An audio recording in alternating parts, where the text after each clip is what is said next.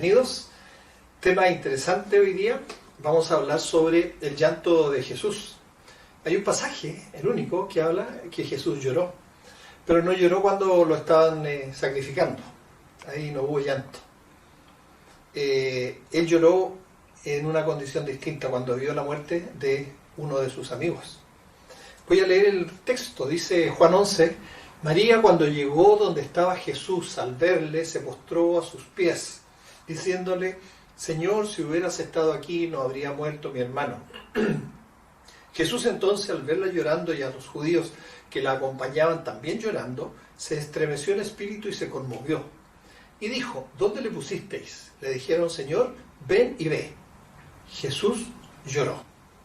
Jesús se estremeció, dice el texto, en espíritu, y también lloró.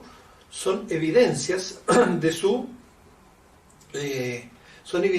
su perfecta humanidad, empático, bondadoso, con los que se afligen ante la muerte, que es una tragedia. Su estremecimiento y conmoción se debió al ver la reacción de los deudos y amigos de Lázaro. El dolor de ellos le afectó a Jesús también. Eso es empatía, ponerse en la situación de otros. Es un sentimiento humano y humanitario también. El texto dice que Jesús lloró porque Lázaro estaba muerto. O sea, el llanto ahí fue por la muerte de Lázaro. Lo invitaron a ver su tumba en la roca y entendía que en 4 días la carne estaba ya aguzanada y descompuesta. Ahora, el llanto de Jesucristo es viendo las desastrosas consecuencias del pecado en toda la humanidad.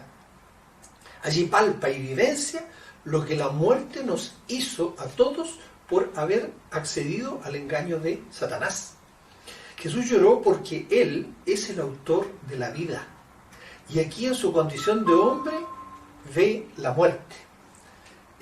Su propósito es dar vida.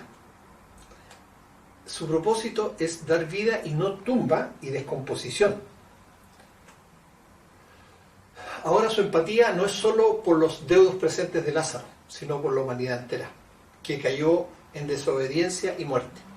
Entonces Jesús lloró siendo hombre perfecto, pero porque tenía la carga del pecado y de la muerte de toda la creación que gime y añora ser rescatada de esa corrupción. Eso es un poco en síntesis lo que estimamos que ocurrió con Jesús ese día. Recordemos, cuando le llevan a la mujer adúltera para que la sentenciara a ser apedreada de acuerdo a la ley judía. Eso es lo que querían los maestros de la ley, ¿eh? Pero él jamás habría consentido que a una de sus criaturas la mataran, pues él vino a dar vida y no a condenar a nadie. Ya habría tiempo para ese juicio que él mismo hará. Ahora Jesús tiene la misión de llamar al arrepentimiento, salvar a los que se habían perdido, vino a destruir las obras del diablo, que son justamente muerte y corrupción.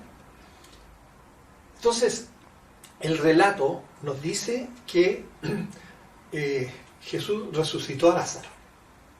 Ahora, no solo porque era su amigo, sino porque también con eso proclamaba lo mismo que hizo desde el principio de los tiempos: crear, dar vida. Es el creador.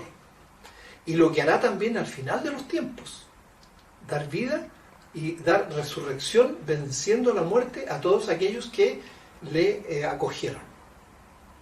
La Biblia está configurada en su totalidad para enseñarnos esta verdad, que Jesucristo vendría. En el Antiguo Testamento anuncian la venida de Él, y después en el Nuevo Testamento dice que vino y que luego vendrá también en un evento cósmico a dar vida a los que se acogen a su gracia y lo reconocen como Señor y Salvador. En Juan 5 dice lo siguiente: de cierto os digo. Cuando repite, quiere decir que esto es ultra firme, ¿ya? Que se va a cumplir indefectiblemente.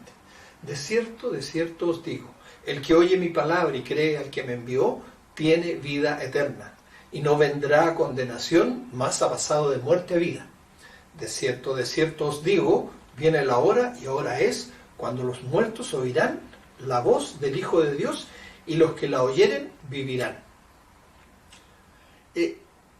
Hay otro pasaje en Juan 6 que dice: y esta es la voluntad del que me ha enviado, que todo aquel que ve al Hijo y cree en Él tenga vida eterna, y yo lo resucitaré en el día postrero. El Hijo es el Verbo que aparece en el primer versículo del Evangelio de Juan. Como decía, en el principio era el Verbo, y el Verbo era con Dios, y el Verbo era Dios.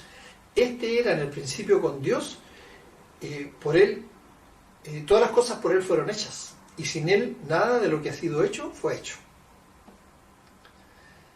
Entonces aquí nosotros podemos ver que Él tiene el poder de dar vida.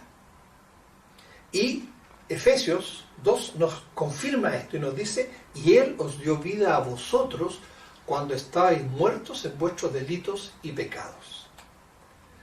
Cuando Dios nos conduce a reconocer que nuestra vida está ajena a Dios, que le hemos ofendido con nuestro ateísmo práctico, llámenlo como quiera sus pensamientos, pero si no están destinados a someterse a Dios y a Cristo, entonces es un ateísmo práctico. Normalmente lo hacemos en momentos de aflicción y de angustia, cuando nosotros llegamos a pedir perdón a Dios. Entonces Él se apresura a salvarnos y a darnos una nueva vida ahora y por la eternidad. Esta labor de rescate o resucitación la hizo Jesucristo al pagar por todos nosotros el castigo que merecíamos.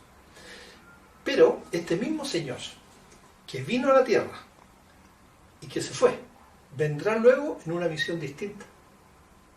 Él va a llevar a juicio a toda la humanidad que no quiso aceptar su mediación y su sacrificio como propio. Por un lado vendrá a buscar a su gente, a sus hijos, pero por otro vendrá a juicio contra los que lo rechazaron. En su primera venida en la tierra, como perfecto hombre, lloró por la humanidad que había creado al ver las consecuencias del pecado. En su segunda venida enjugará toda lágrima de los ojos de ellos, de sus escogidos, pero también juzgará al mundo por su maldad. Todos los que le han pedido perdón, arrepentidos, han sido perdonados y acogidos como hijos. El Hijo, ahora, siendo Hijo, puede reclamarle todas las promesas que el Señor nos hizo. Y en la Biblia se cuentan miles de promesas para el pueblo de Dios. Promesas de paz ahora y vida eterna que muy pronto tendremos cuando Él venga. Quiero repetir este llamado urgente que hace Pablo al final, para que nosotros cambiemos nuestra actitud. Porque dice, 2 Corintios 6, en tiempo aceptable te he oído y en día de salvación te he socorrido. He aquí ahora el tiempo aceptable, y aquí ahora el día de salvación. Y esto es para ti. Nuevamente los llamo, afectuosamente, a compartir con sus parientes, con sus familiares, si usted es padre, con sus hijos, estas verdades que son trascendentes y que van más allá de esta vida materialista cotidiana. Hay mucho más que esto que nosotros estamos viendo. No nos hagamos tesoros en la tierra donde las orinas y el orín corrompe, ¿cierto? Y podemos nosotros hacer tesoros del cielo. Hasta la próxima.